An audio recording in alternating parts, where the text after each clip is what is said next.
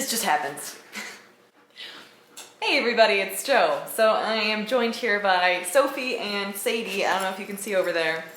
Today I'm going to talk about something that people told me all the time when I was having a bad day. They would say, "Don't let him win, Joe. You're letting him win." Let me make a really important clarification. If you are having a really bad day, it has nothing to do with letting your abuser win. It has everything to do with you dealing with the aftermaths of trauma. It's okay not to be okay. Don't let him win.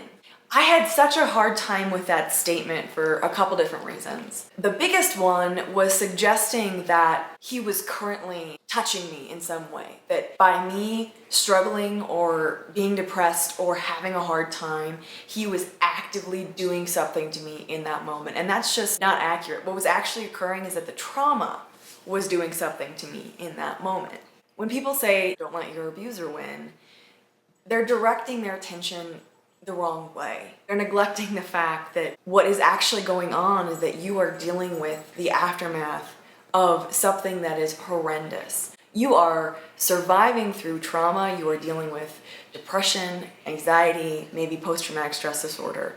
These things are not normal conditions for a human to have to deal with. The fact that you are having a hard time, that you are not okay, is only to be expected. No one can expect you to just be all right, but a lot of people do. Sometimes when people have not experienced trauma themselves, they have no idea how to interact with someone who is really, really not okay. If someone's making these comments of, "Don't let your abuser win," what they're really saying is, "I am uncomfortable with the fact that you are not okay."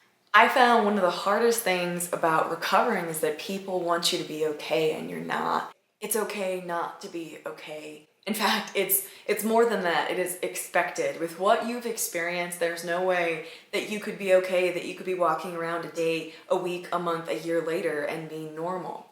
People somehow expect that. Not all people, but some people, especially if they haven't experienced trauma themselves. And I think what I had to come to realize in my own life is those weren't people that I was going to be able to spend a lot of time with. I could still love them, I could still care about them, we could still be friends, but we weren't going to have deep conversations anymore. We definitely weren't going to talk about subjects that I needed help on. I would really encourage you to have grace with yourself and to be okay with not being okay because that's just how this goes. It is a process of recovering and it takes time, and that's all right. And here's the awesome thing, you aren't alone. There are people who understand, there are people who get it, there are people who have been there. You aren't alone. It is okay not to be okay. And by having a hard time or struggling or being depressed or not knowing what to do next, you are not letting your abuser win. You are facing it. You are dealing with your trauma. You are being courageous and not running from it. You are doing an incredible thing. You are winning actively. You are not losing.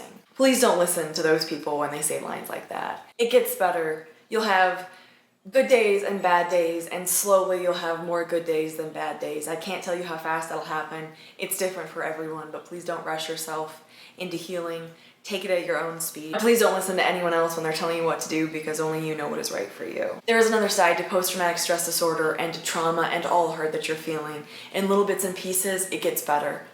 You are winning. Don't listen to people when they tell you that you're not. Thank you guys so much for watching. I'm Joe Beckwith. Please subscribe to my channel and I will see you next time.